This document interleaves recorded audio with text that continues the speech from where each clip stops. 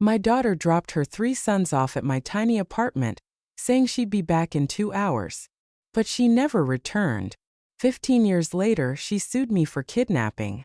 But when I handed the judge the envelope, he leaned back in his chair and asked, "Does she know what's in here?"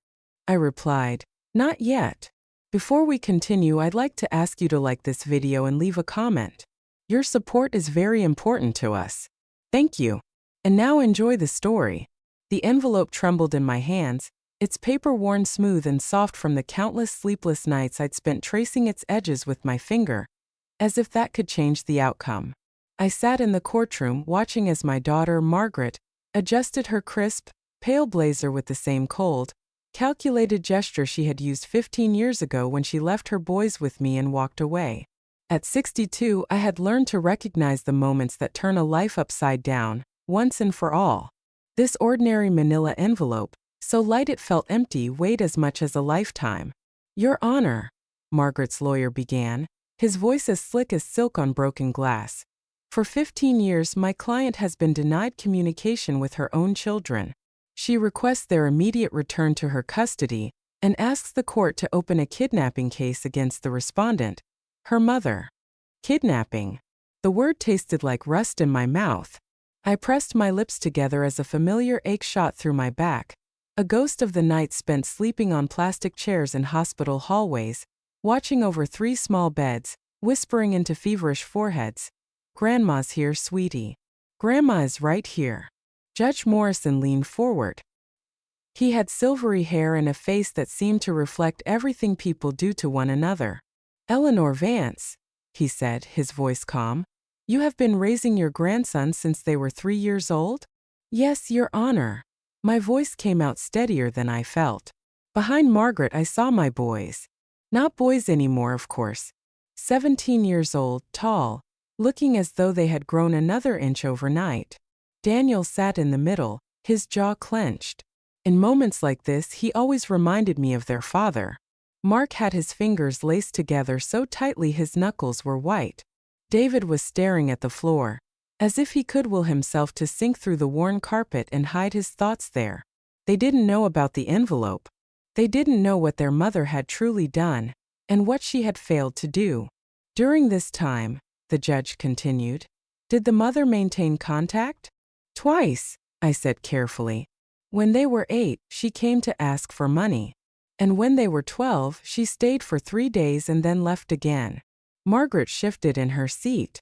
A flicker of something real, guilt, fear, crossed her face and was gone in an instant, as if she had pulled an internal curtain shut. She had always been beautiful, my daughter. Even now at 38, she possessed a light, airy beauty that made people want to believe her, to protect her from the world. It had taken me years to see the cold calculation beneath it. "Your Honor," the lawyer interjected, "my client was suffering from severe postpartum depression, followed by a period of dependency. She needed time to heal. That does not terminate her parental rights." Postpartum depression. As if that could explain why 3 little boys had cried for their mother for months, why they used to hide crackers under their pillows just in case, why they flinched at every knock on the door, caught between the hope that their mother had returned and the fear that it was someone coming to take them away again. "Do you have any documents regarding your legal guardianship?" The judge's question brought me back to the present. This was my moment. I rose slowly, my legs stiff from the hard bench. I walked to the table and handed him the envelope. It felt weightless, though it contained everything I had saved for 15 years. "What is this?" the judge asked. "Proof," I said. "Proof of what a mother truly is." He pulled out the first photograph. His eyebrows twitched. "Daniel.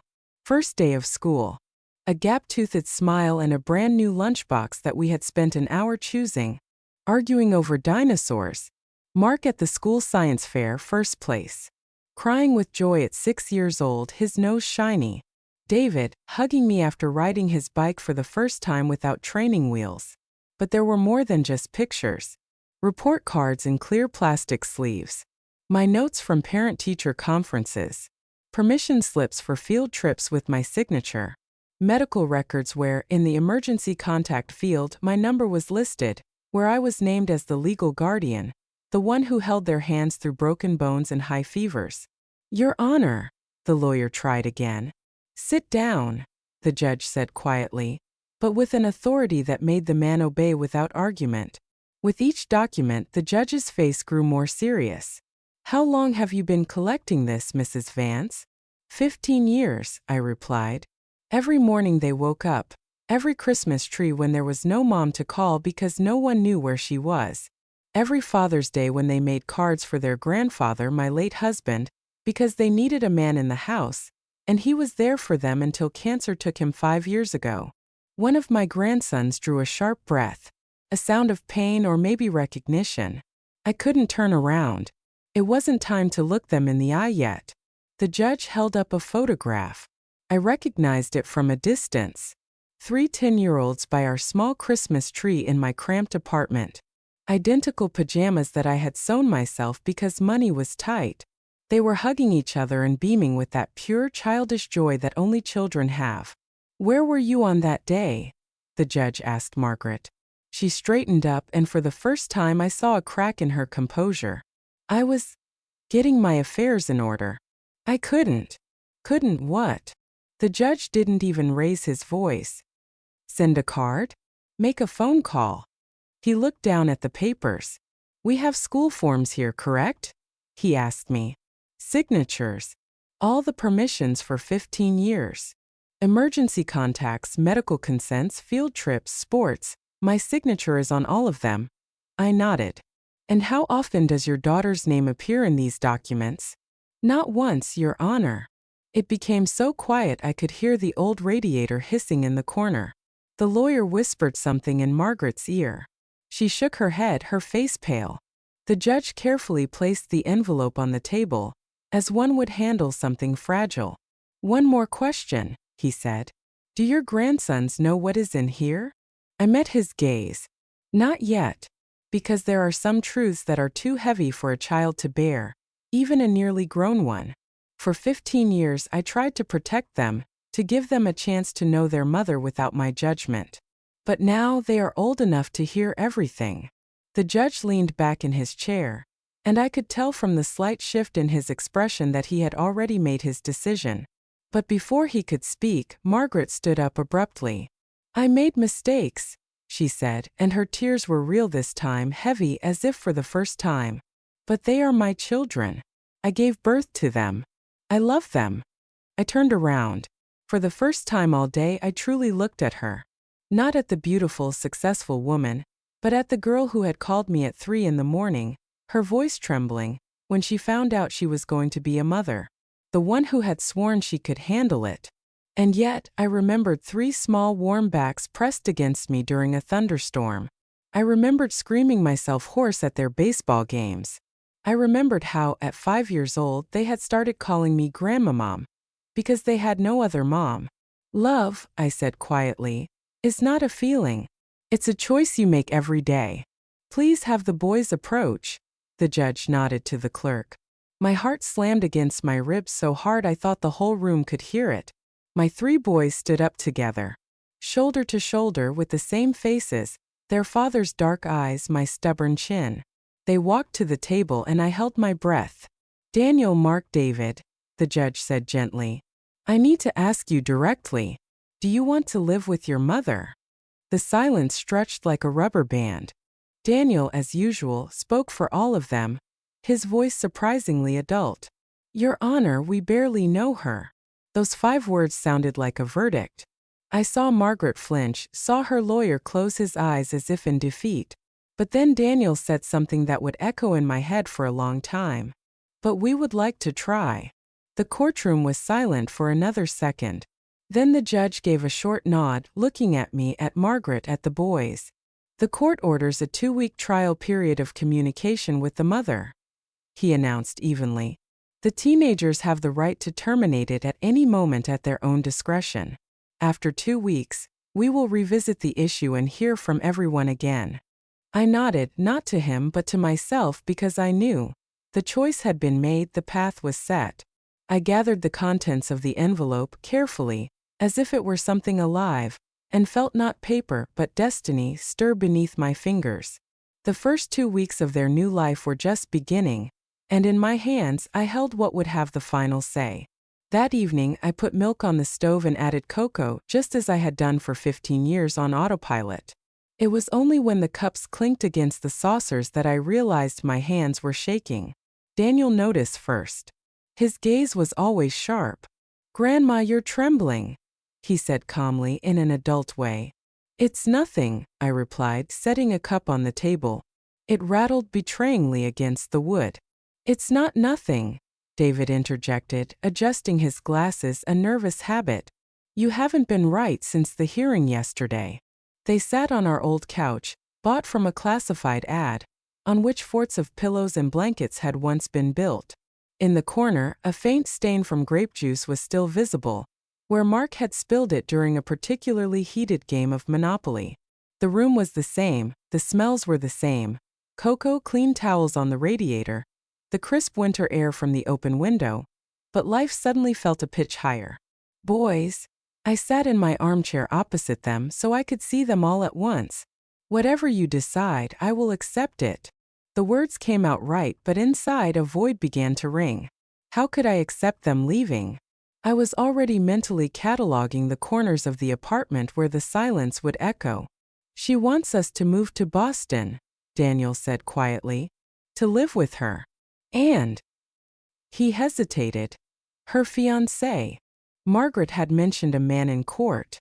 Some financier she'd been with for 8 months. 8 months. And that was apparently enough to rip the boys from their home, their school, their lives. "She showed us pictures," Mark added. "A house, a pool. Promised us our own rooms. A pool." As if chlorinated water could wash away 15 years of silence. I nodded, trying to keep my face neutral. "That's nice," I said. "Your own rooms. That's convenient." "Grandma," Daniel leaned forward. His dark eyes were as serious as a grown man's. "Why did you never tell us everything?" He gestured with his eyes towards the envelope lying on the kitchen table like a foreign object. The judge had let them take it home. I had been dreading this conversation for 2 days. I reached for the envelope, running my finger along its edge. "Because there are some burdens that children shouldn't have to carry," I said slowly. "Even if those children are already 17. "We're not children anymore," Mark said gently. "Of course. Between algebra problems and me teaching them how to park the old Honda, my boys had grown tall. Their voices had deepened. Their shoulders had broadened. But I still saw cheeks wet with tears and heard the whispered, 'Grandmamom.'" "You're right," I said. "Not children." I opened the envelope. The photos gleamed under the lamp, the documents rustled. But I took out a different picture, one I hadn't shown the judge. Margaret, 24, painfully thin, her eyes sunken, with 3 screaming babies in her arms. It was a hard picture to look at. I had kept it, but I didn't cherish it. "Your mother was alone when you were born," I began, settling into my chair. "Your grandfather had just received his first diagnosis. We weren't exactly living in luxury. Your father was on a military contract, off and away. And one night Margaret calls crying. She says she can't cope." My voice cracked like glass. "And I told her to hang in there. I told her that motherhood was about sacrifice. I should have driven over, taken you for a while, taken a leave of absence, done anything to be a shoulder for her to lean on. But I just gave her advice from my kitchen while she was drowning in hers." "That doesn't excuse it," Daniel said harshly. He had my iron streak in his voice sometimes. "No, it doesn't excuse it," I agreed. "But it explains it. There are people who run towards trouble, and people who run away from it." Margaret ran. Mark silently wiped away a tear with the back of his hand. David was frozen, as he always was when processing something difficult. Daniel's fists were clenched. "Then why did she come back now?" he asked. "Why did she sue for kidnapping?" I knew this moment was inevitable. I reached for a separate folder. Not pictures, just papers dry as protocols. Letters from an insurance company, copies of appeals. "Because of money," I said. "Your father's life insurance. He wanted you to have a foundation by the time you were 18. The policy pays out when you turn 18. I looked at them. Which is in 3 months. Until then, the mother is listed as the legal representative of the recipients. The silence became dense. She came for the money, David whispered. We can't know for sure, I said, though the words tasted bitter. We can, Daniel shot back. He stood up, walked to the window overlooking the courtyard where they had learned to ride their bikes. There are no coincidences. And also, I took out a sheet with an official letterhead. 6 months ago, Margaret filed a petition with social services and the court to have me removed as your guardian. But she decided to serve the papers now. If I had been deemed an unfit guardian, guardianship would have automatically transferred to her, and she would have had immediate access to the money, without waiting for you to turn 18. This hit them hard. I could see the last remnants of childish hope drain from their faces, replaced by something adult, dry and hard. She didn't come for us, David said flatly. She came for the sum. Stop defending her, Grandma. Daniel turned around sharply. And stop protecting us. We're not little. He was right. For 15 years, I had shielded them from other people's cruelty and from my own truth. Letting go of that shield was the hardest part. You're right, I said quietly. I'm sorry. The anger in Daniel's face dissipated, as if blown away by a draft. He came back, knelt by my armchair and took my hands in his. They were large, warm, a man's hands now, and I saw the 3-year-old who had clung to me during thunderstorms. Don't apologize for loving us, he said. And that was worse than any monologue, because it was true. You don't apologize for love. What now? Mark asked. Now you choose, I said, wiping my eyes and straightening up. The court gave you 2 weeks. It's your choice and I will accept it, whatever it is. Even if we choose her? David clarified. Even then, I said, and my chest felt like it was being squeezed by a belt. Because love is not possession. Sometimes it's letting go. We need time, Daniel said, to think. They went to their shared room. I had somehow managed to fit 3 single beds and a dresser in there. Through the thin wall, I could hear them talking in low, even voices, as men do when they are making a decision without fuss, based on the facts. I was left alone in the kitchen, among the photos on the wall, the school awards, the crooked crafts from elementary school. The envelope lay on the table like a heavy bone, as if it could weigh a life lived. The phone on the tablecloth vibrated. A message. Eleanor, the boys are upset. I hope you're not turning them against me. We need to talk before they decide. Can we meet tomorrow? I stared at the screen for a long time. 15 years of silence. A lawsuit. A claim. And now, we need to talk. Something cold and hard settled into place inside me, like a brick in a wall. I typed back, Rosehip Cafe 2 p.m. I put the phone down next to the envelope and started making a list in my head. Tomorrow we would not be talking about feelings. Tomorrow my daughter would begin to face the consequences. And I truly hoped that I would have the strength to see this lesson through to the end. I arrived early and took our old corner booth by the window, the same table where Margaret at 16 used to do her homework while I finished my shift across the street. The cafe was now fashionably called the Rosehip, but it still smelled the same. Cinnamon, fresh pastries, and a faint hint of burnt milk. I ordered a black coffee, nothing else. I needed a clean yes and a clean no, without any froth or syrup. I had chosen the place deliberately. Let her remember who we were to each other before money and convenience became more important than people. At 2 o'clock sharp, she walked in. A light-colored coat, a handbag that, from the looks of it, cost more than my rent for a few seasons. Beautiful, no doubt about it, but a beauty like in photos with filters, a little unreal. She slid into the seat opposite me and smiled a rehearsed smile. Mom, she said. The words sounded foreign. Margaret, I replied and nodded at the menu. Order something. She asked for an oat milk latte. Of course. I waited until the waitress left. Only then did I look her straight in the eye. The boys are confused, Margaret began, her voice flowing smoothly, coaxingly. I see you're telling them everything from your perspective. That's not fair. You know I had severe postpartum depression, then treatment. 15 years, I said evenly. For 15 years you couldn't make a phone call. The words hung between us like a knife. I saw the corner of her mouth twitch. The mask had cracked. She was silent for a minute, then found another note. I was building a new life.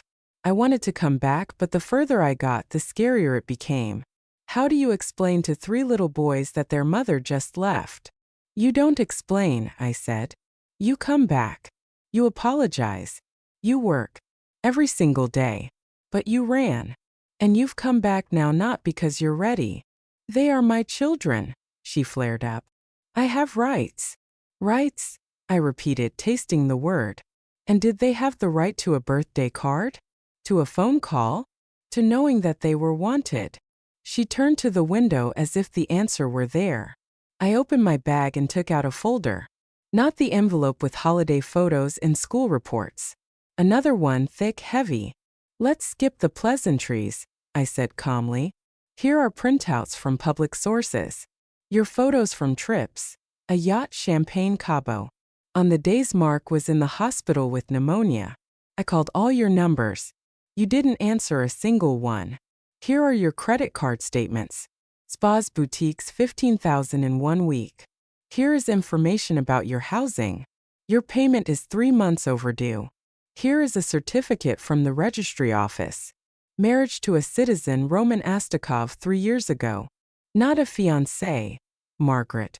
A husband. She turned pale so suddenly that I regretted not having brought some water. How did you? I'm old, not stupid, I replied. I hired a private investigator with my last bit of money. I found out that your husband is under investigation for economic crimes, fraud, money laundering. His company is being audited, his assets are frozen. You are living on credit, your cards are maxed out. And somehow, you remembered your sons 3 months before their 18th birthday, when an insurance payout is due. She closed her eyes and gripped the edge of the table. Even if that's true, she took a breath, composing herself, it doesn't change the fact that they are my children. I gave birth to them. I love them. Love is a verb, I said. It's I came, I called, I stayed, I endured. 15 years is also a verb. You didn't use it. What do you want? She asked, her voice now stripped of its veneer. Something simple. I put the folder back. You withdraw your lawsuit. You go back to Boston. You leave the boys alone. Forever. I can't, she shook her head. I need the money. I need help. I'm willing to compromise. I'll sign over guardianship if you. No, I said. I'm not buying my own grandsons. She tried to smile, but it came out crooked. And if I see this through? The court, social services, a commission. I will fight. Fight, I replied. But be aware, everything in this folder will go to the media, and to those who are currently investigating your husband's case. Social media posts, bank statements, dates, names. And I will not stop until the only thing left of your beautiful story are the facts. You wouldn't do that to the boys, she whispered. It would hurt them. They have been hurting for 15 years, I said. And not by my hand. We looked at each other for a long time, as if on a cliff's edge. Then she let out a quiet laugh, high-pitched, unpleasant, like cracking glass. You're not who I thought you were, she said. That woman is no longer here, I replied. She was burned out by the nightly queues at the emergency room, by children's fevers, and by the silence on the other end of the line. I stood up. The cafe was bustling. Someone was laughing by the pastry display. Ordinary life went on like water around a stone. I put on my coat, slung my bag over my shoulder. You have a choice, I said, looking Margaret straight in the eye. To leave with dignity for the only time in your life. After this, it will be too late. 24 hours? She asked. Less, I said. I'm not waiting. I walked out into the cold air. My hands were not shaking. The walk home took 10 minutes, but it felt longer. I was making sure the decision inside me was not wavering. At home, I put the kettle on, put the folder away, next to the envelope of photographs. I put my phone face down, and for the first time that night, I lay down without even getting undressed, just closed my eyes. People like Margaret don't leave quietly. They always test the limits, see how much more they can get. I knew that. And yet, when the phone vibrated briefly in the pre-dawn silence, somewhere deep in the apartment, my heart clenched. I knew. The boundaries had already been pushed. The call cut through the silence early in the morning. That short, anxious ring that jolts you awake with your heart in your throat. Because 17 years of being an emergency contact teaches you one thing. Bad news doesn't choose a convenient time. An unfamiliar Boston number on the screen. Eleanor Vance? A businesslike, clipped voice. Detective Martinez, Boston PD. Regarding your daughter, Margaret Astakov. I only needed to hear the last name to understand everything before he even said the words. What about her? Detained last night as part of an investigation into economic crimes. Preliminary charges. Fraud on a particularly large scale. Money laundering, complicity. She asked me to pass on a message. Contact her lawyer. She says she's ready to sign the necessary papers regarding the children in exchange for legal assistance. I looked out the window at the dark courtyard where I had once taught the boys to ride their bikes, and I felt not triumph but a hollow, cold clarity, like when a house built on sand finally collapses under its own weight. I understand, I said. Please tell my daughter I will be in touch. I put the phone on the nightstand and sat for a minute, listening to the house wake up. The pipes sighed, the neighbors clattered pots. The bus approached the stop. In a couple of hours, the news would crawl into the boys' phones, their chats, their feeds. A mugshot, headlines, whispers at school. Isn't that Margaret? They had to hear it from me. I knocked on their bedroom door, as I had done thousands of times. Softly at first, then louder. Boys, time to get up, I said gently. Come to the kitchen. We need to talk. They came out one by one. Daniel, already dressed, composed. Mark, in a t-shirt and sweatpants, sleepy and attentive. David, with a cowlick on the top of his head and glasses in his hand. They could read from my face instantly that this was not about schedules or chores. Sit down, I gestured to the couch. I'll be direct. Your mother was arrested last night in Boston. In connection with her husband and his firms. Fraud, money laundering. She's in custody now. There will be an investigation. It will be in the news today. The silence was not deafening, but rather thick, like a cotton blanket. They looked at each other. First Daniel, then a nod to Mark, a quick glance from David, their invisible bond, forged over years of being the three of us. Will she go to prison? Mark asked quietly. I don't know, I said honestly. These things don't get resolved quickly. What about us? David looked up, already rational, already calculating. Social services, commissions? Nothing changes for you, I said firmly. You are home. You have school, your SATs are coming up. You each have your own plans. You're almost 18. I will be here for as long as you need me. She wanted to take us to Boston, Mark reminded me, and his voice held not regret, but a statement of fact. She didn't want us, Daniel muttered. She wanted the money. I sighed. He said the phrase without malice, like an axiom that had finally been written down in a notebook. Let's make a plan for today, I said, bringing the conversation back to earth. You can go to school, but it will be noisy. Questions, stares. You can stay home, but not to lounge around. We'll work on what moves you forward. College applications, personal statements, grant and dorm applications, portfolios. Deal. Home, Daniel said. We're better off together today. And with you. I'll write a note to the school saying we're sick, David offered, already pulling out his phone. No details. I nodded, feeling a wave of relief, almost shameful. I wasn't ready to sit alone among the phone calls and news alerts either. Grandma. Daniel sat closer, elbows on his knees, his gaze direct, adult. What about that money? The insurance. When we turn 18. I had been preparing for this conversation for a long time, and I had kept putting it off as if how quickly they grew up depended on it. It's your money, I said.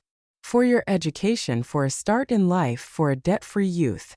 Your father's insurance was set up to give you a foundation, and only you.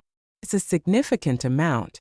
Enough for good universities, and to not have to grab the first random job out of fear of not being able to pay for food. She won't be able to get it? David clarified, pushing his glasses back up his nose. Not now, I replied. With her trial and your age, it's impossible. You'll be adults long before her case reaches a verdict. Mark sighed, as if a weight had been lifted from his shoulders. Daniel closed his eyes for a moment. Not with joy, but with the relief of understanding. There was solid ground under their feet. The phone on the table vibrated. A different Boston number. I swiped to answer. A dry male voice, confident, with the soft undertones of, "I'll handle everything." Eleanor Vance? This is Attorney Morrison. I represent Margaret Astakov. My client is prepared to sign a waiver of claims and consent to your guardianship. Let's discuss the terms. We're talking about a reasonable participation on your part in the payment of her defense. I didn't let him finish. I hit end call and placed the phone next to the cups. The boy said nothing, just waited for me to speak. Inside, I was surprisingly calm. And yet, I took the closet of my soul and threw it wide open. Let what had been silent for so long come out. Who was that? David asked. A lawyer, I replied. Offering terms. What terms? Daniel already knew, and yet he asked. I looked at them, so big and yet still mine, and I reached for the top shelf of the secretary, where a folder I had prepared just in case was lying. Statements, figures, a list of my expenses over 15 years of guardianship. A short phrase that puts a period at the end of a sentence. And at that moment, the phone vibrated again. A video call from an unknown account flashed on the screen, and under it, one word, Margaret.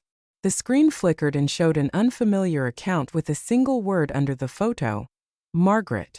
The three of us gathered closer to the table. I pressed accept and put it on speaker. In the frame was a gray office.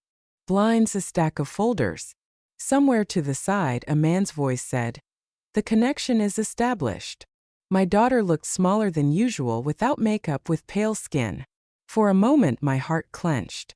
Not with pity but with recognition.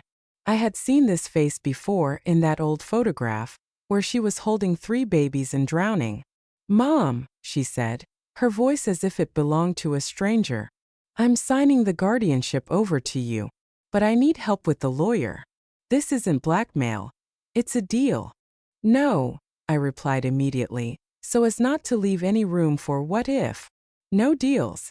You'll sign because it's the right thing to do. You need help? You have a husband, relatives, a public defender. Don't drag the boys into these calculations." "I want to talk to them," she snapped, lifting her chin. "They're my children." Daniel didn't wait for my permission. He stepped into the frame himself, his voice steady, adult. "We're not commodities, Mother. We're not traded for legal fees." Mark nodded, wiping his nose with the back of his hand out of nervousness. "If you sign now, it will be the right thing to do. We'll see about the rest later." David adjusted his glasses and added dryly, businesslike. "And no conditions. Letters are fine. Pressure is not." Margaret was speechless for a second, then composed herself. Her usual flexibility returned to her voice. "If you don't help me, everything will go to the press." "You wouldn't do that, Mom. It would hurt them. They grew up in that pain," I said, not raising my voice. "Nothing will go to the press as long as you don't try to take them again or bargain with them. If you back off, there will be silence. If you push further, there will be facts." She was silent, biting her lip. To the side, the male silhouette moved again. He whispered something to her, obviously the lawyer. Margaret exhaled, as if after a cold shower. "Fine," she said hoarsely. "I'll sign. But I want to see them just once." "Write letters," I replied. "They will decide for themselves when and how. No meetings under ultimatums." The connection flickered. The image froze. Before the screen went black, I saw her lower her eyes, not down but inward. I put the phone on the table. The silence unfurled its shoulders. The boys looked at each other. Their invisible threat tightened and then relaxed again. Back to the plan, I said, returning to normal life as to a warm stove. Papers, applications, letters, grants. Everyone has a list for today. We went our separate ways. Daniel sat down at his laptop, typing a personal statement for the journalism school. Mark was looking through the requirements for the pre-med program, writing down deadlines, filing vaccination records. David was organizing his academic awards and course certificates into folders, occasionally muttering about deadlines. I put the kettle on, took out the prepared dumplings from the freezer, the ones we had made over the weekend, and caught myself, for the first time in a long time, cooking not just to eat, but as it should be, carefully, unhurriedly, with a bay leaf and peppercorns. The day dragged on, and strangely enough it held. Between send, print, and sign, we talked about simple things. How gym class was going, who had a parent-teacher conference, who had a test tomorrow. The phone would occasionally buzz with news alerts. I would turn it face down. The boys, I noticed, did the same, and for some reason that made me feel calm. We were choosing for ourselves what came into our home and what would wait outside the door. Towards evening, Detective Martinez called.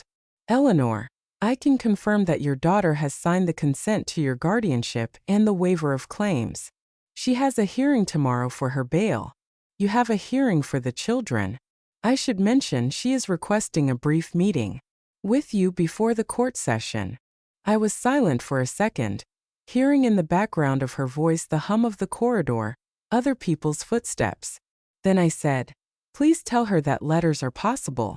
Meetings are not. We have a court hearing tomorrow." "Understood," the detective replied dryly, but she sighed as if she herself were tired of this role of a mail carrier. Until then, I put the phone down, leaned against the doorframe, and looked at the kitchen. David was arguing with Mark about the correct way to attach scans, as separate files or as a single PDF. Daniel was recording a draft of his essay on his phone, stopping, rewriting. His words were forming into clear phrases, and suddenly I felt something I hadn't felt in a long time. Not just fatigue, but a foundation, as if the floor under my feet had become more solid. "Grandma," David called, "check the title of this letter. Character reference from." "Is that right?" "That's right," I said, and walked over, looked over his shoulder, and corrected a comma. "Like this." By 8 p.m., a neat stack lay on the table. Originals and copies, statements and character references, our passports, social security numbers, everything on the list. I even had a list written in large letters so my eyes wouldn't get confused. I put everything in clear plastic sleeves, and on top, the envelope with the refusal to the lawyer. Daniel put away his laptop. Mark turned off the kettle. David closed the window. We have simple rituals, but they keep the house breathing evenly. And then the doorbell rang again. Not like social services. Different. Short, twice, like tapping a glass with a spoon. For a second, I felt my heart skip a beat. Like it used to when they were little and any late-night call meant trouble. I went to the door and asked, "Who is it?" "Courier," a man's voice replied. "For Eleanor Vance. Urgent, signature required. From the court." We looked at each other. I turned the key. On the threshold was a young man in a jacket, holding out a thick envelope with an official seal. I signed, closed the door, and ran my finger along the flap. The paper was cold, slightly rough against my skin. I opened it. Inside were the summonses for the morning, just as they had said, and another sheet tucked in separately without a cover letter. A short formulation, a seal, a signature. In view of the received statement from M. Astakov regarding the waiver of claims and the motion from the defense to grant a meeting with the minors before the hearing, the court requests the parties to state their position. A meeting may be organized in the presence of a psychologist from the Child Protective Services. Please confirm by 10 p.m. I looked at the clock. There were 40 minutes left. The boys stood next to me, not rushing me, waiting for my decision. And at that moment, my phone vibrated again in my pocket. A message from an unknown number. "If you don't bring them, I will get a meeting anyway. M." I looked up at my 3 boys and knew that the answer had to be given now. I placed the envelope on the table next to the neat stack of documents, and the three of us silently reread the sheet one more time. Confirm position by 10 p.m. A meeting may be organized in the presence of a psychologist. The clock showed 9:20 p.m. Are we ready? I asked, not hiding my eyes. This is your choice, not mine. Daniel ran a hand through his hair and exhaled, as if blowing away excess sand from a path. Not now. Letters, yes.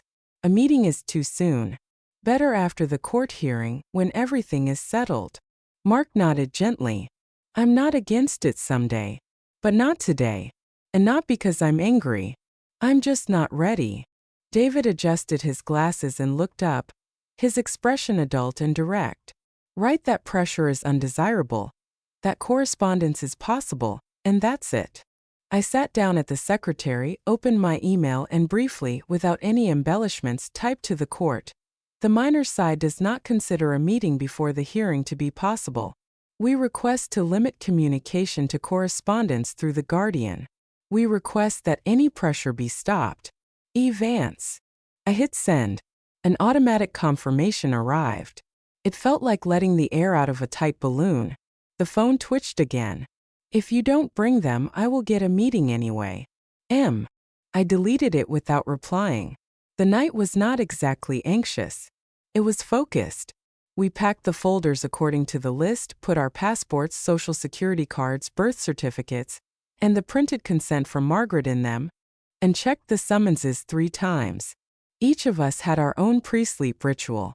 Daniel wiped his laptop screen and closed it like the lid of a piano. Mark wrapped his fingers with an elastic bandage, a habit from his basketball days. David charged all the devices and laid out the cords, so he wouldn't have to look for anything in the morning. I hung my coat and scarf on a chair, prepared my gloves, and put a small first aid kit in my bag. It made me feel calmer. In the morning, the city was crisp white. A thin layer of snow had fallen, and it crunched underfoot. We arrived at the courthouse early. The guard looked at our summonses, ran us through the metal detector, and told us to take off our hats, like in the old school days. In the corridor of the closed floor, it smelled of paper and something dry like in a library. The woman from social services, the same one who had inspected our apartment yesterday, stood up to greet us with a genuine smile. The report went to the judge last night. Hang in there. The clerk invited us into the courtroom. It was small, without a public gallery, just the judge's bench, the parties' tables, and chairs along the wall. I sat next to the boys so I could feel with my elbow that they were there. Judge Morrison entered, stern but without any icy display, and nodded to us, to social services, to the clerk. And behind him the bailiffs, 2 officers, and in the middle Margaret.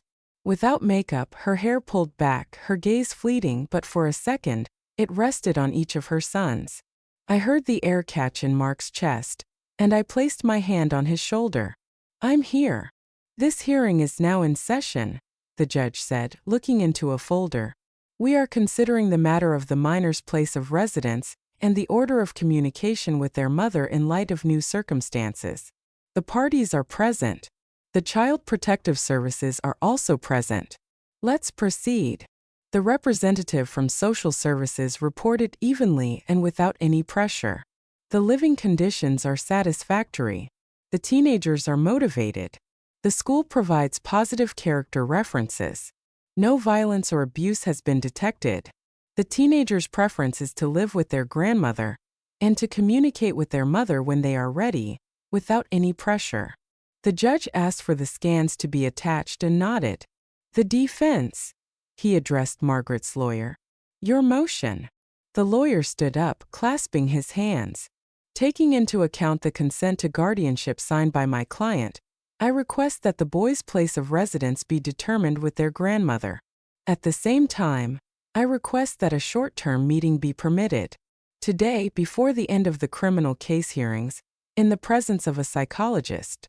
My client is remorseful and wishes to restore her connection with her children. Any delay, he paused, may harm the rehabilitation of their relationship. The judge turned his gaze to us. The teenager's opinion. Daniel stood up unhurriedly, like an adult who has something to say. We are not against correspondence. A meeting is not for now. We ask for time. And peace. I agree, Mark said. Letters, yes. A meeting later when we are ready.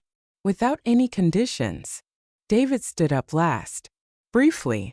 We request that the pressure be stopped and that it be established that the decision about meetings is up to us. The judge wrote down the phrases and quietly asked them to sit down. He turned to me. Eleanor Vance. I support their position, I said. And I ask that an order of communication be established through the guardian, without any sudden appearances or ultimatums. Margaret raised her head. Her lips trembled, not petulantly but humanly. Your Honor, she said quietly. I want to say one word to them. One. Her lawyer gently touched her elbow. Don't. But the judge looked at social services, at the psychologist, at us. Given the closed format with the permission of the Child Protective Services, he said, weighing each word, I will give you 1 minute. No questions, no requests, no pressure. Any violation, and I will stop you. I saw Daniel's jaw tighten, how Mark looked down, how David clasped his fingers. We sat up straighter. Margaret turned to them.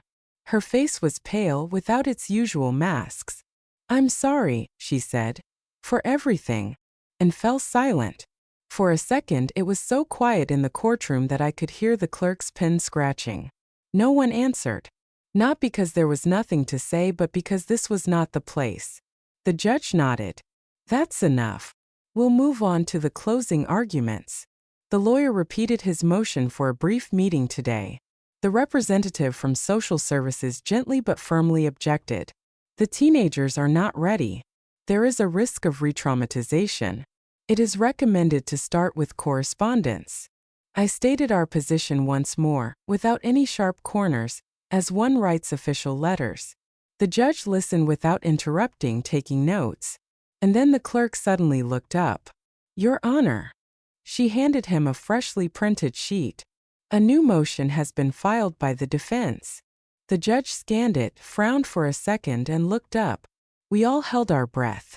The motion, he said evenly, requests an immediate meeting in the courthouse, motivated by the mother's right to communication and a reference to the children's emotional state.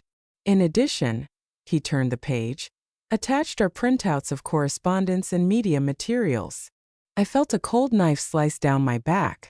This was where the attempt to pressure us was coming from. Not from the outside but from within. The judge closed the folder, looked at us in turn, at social services, at the bailiffs, at Margaret, who was sitting quietly, her hands in her lap. The court will now recess to deliberate, he said. We stood up together as always, shoulder to shoulder. And at that same moment, the door to the courtroom closed behind the judge. The lock clicked, the hand on the clock on the wall twitched, and for the first time in many years, I found myself counting my heartbeats, because our future life depended on the next door, the one that would open in a few minutes. The court returned quickly, but it felt as if we had aged another year. Judge Morrison sat down, looked first at social services, then at the boys, at me, and only at the end at Margaret. The court has decided, he said evenly, without any theatrics, to determine the place of residence of the minors Daniel, Mark, and David with their grandmother, Eleanor Vance. Guardianship is to be established until they reach the age of majority. The order of communication with their mother is to be established through the guardian in written form, with the possibility of subsequent meetings at the initiative of the teenagers, with the participation of a psychologist from the Child Protective Services. Pressure, sudden visits, and attempts to use third parties are to be stopped. The defense's motion for an immediate meeting is denied. He looked up at where the three of us were sitting together. This decision is effective immediately, he added, and nodded to the clerk. Social services clarified a couple of formalities. The clerk read out the procedure for obtaining a copy. Margaret's lawyer stood up, said something about remorse and the fragile threat of contact, but the judge stopped him. The decision has been announced.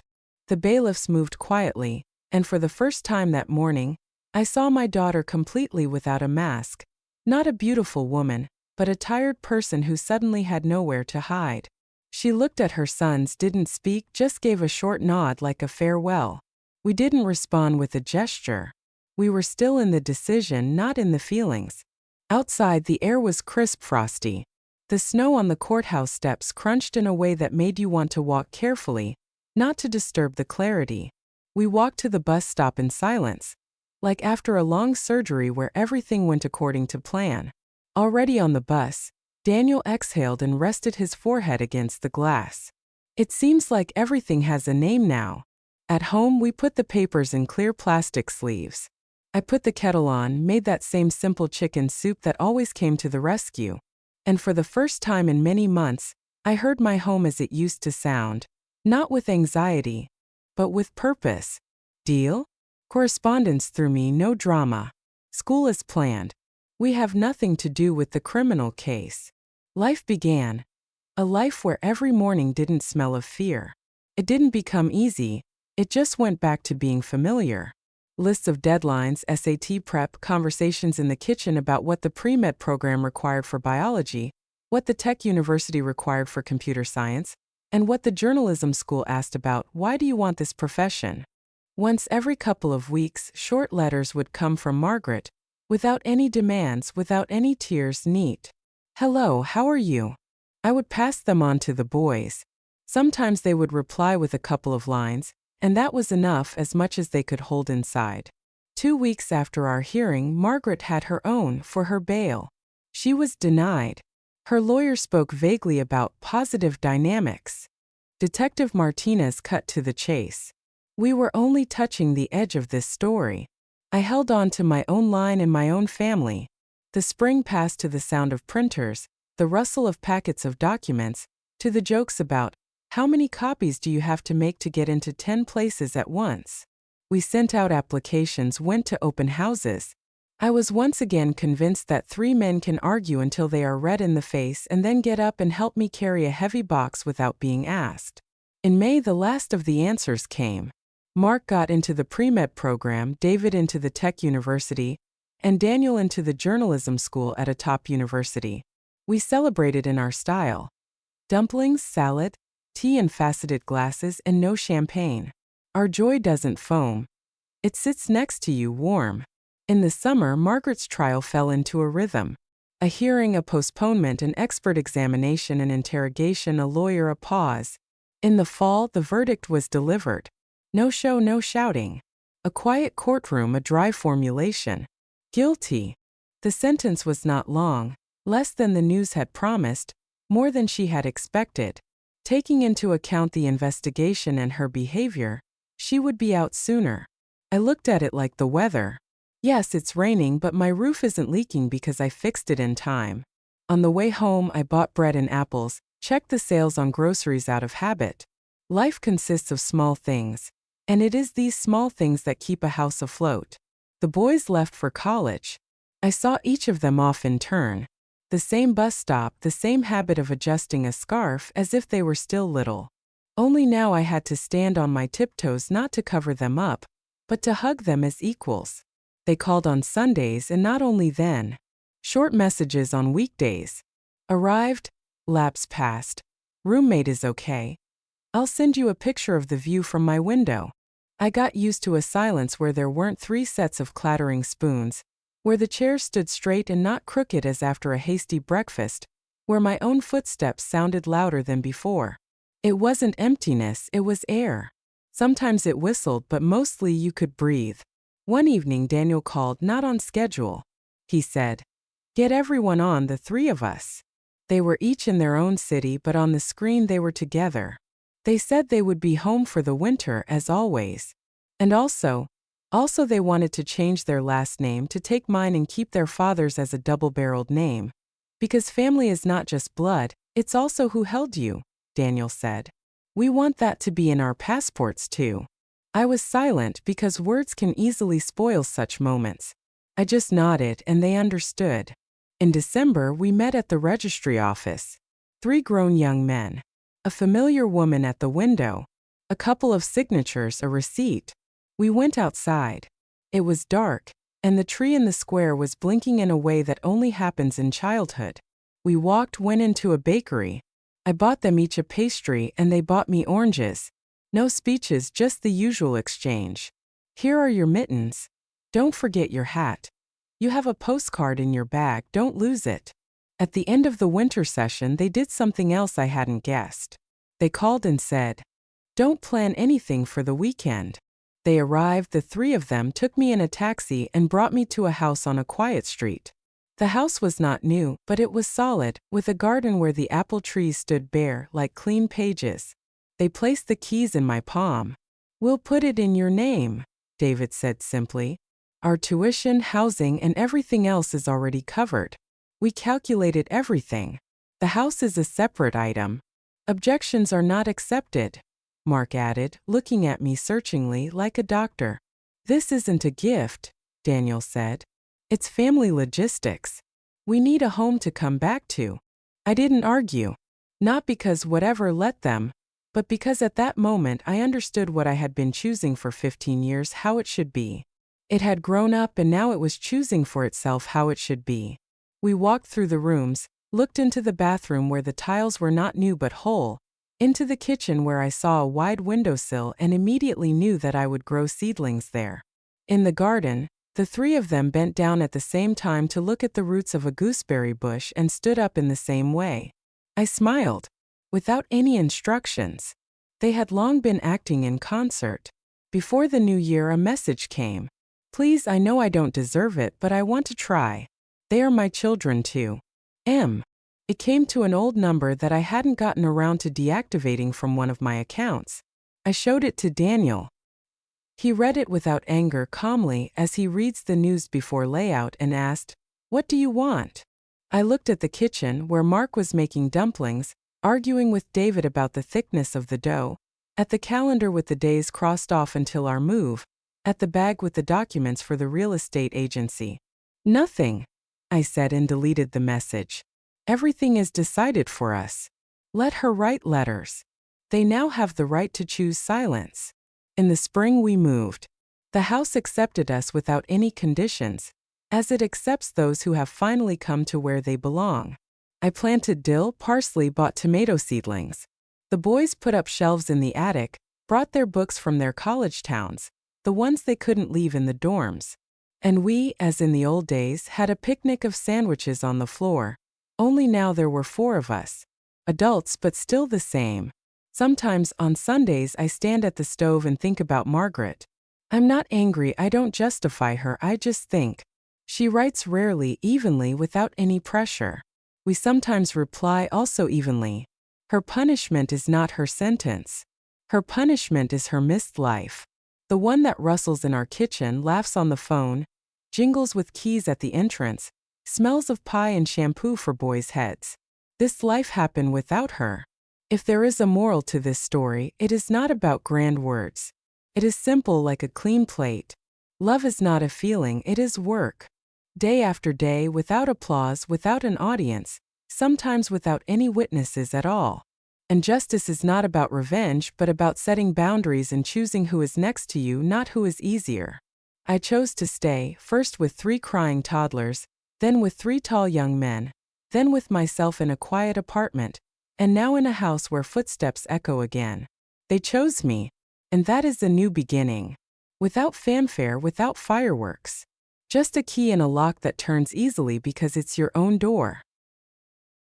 Thank you for listening to this story to the end. Write the word peace in the comments if you watched this video to the end. Your support is important to me. Stay with us, we have many more interesting life stories. All the best.